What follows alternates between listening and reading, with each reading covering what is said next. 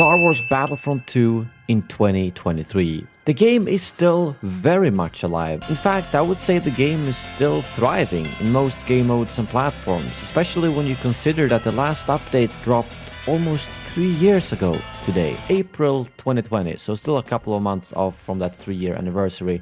But still, time has really flown by, and the fact that we are still getting new content to this game, new things to discover, enjoy, and have fun with is so incredible to me. Both that there are still so many players willing to give this a go and fill up the servers, but also that there are so many people involved developing these new features, mods, and services that allows us to enjoy the game today in ways we could not do 3 years ago. Obviously, back in 2020, it was a big disappointment when they decided to cut off the support of this game, because that was almost at the game's peak. There were so many players playing the game and being excited for every single update every month, no matter if it was a big one with a new hero and map or if it was just a smaller update with a couple of skins. What kind of state is this game in right now?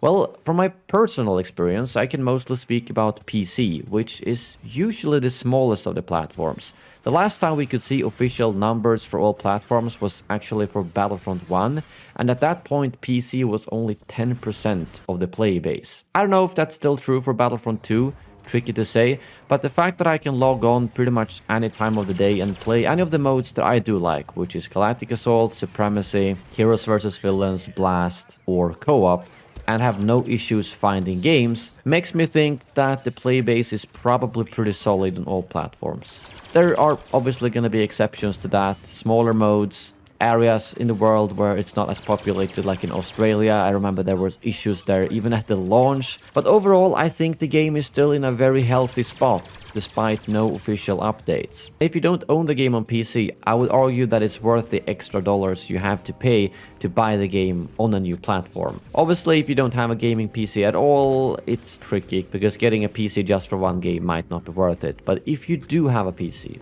and you don't have Battlefront 2 on it, buy it. I promise you, you will not be disappointed. I'm very excited to see how this mod is gonna grow and how Kyber is gonna evolve too, because I do know they are planning to make a Kyber 2.0, which is gonna be more built into the game so that you don't even have to go to like a browser to launch and join the servers. But that might take a while to do, considering it's way more complicated. But overall, Battlefront 2 is in a very good state in 2023.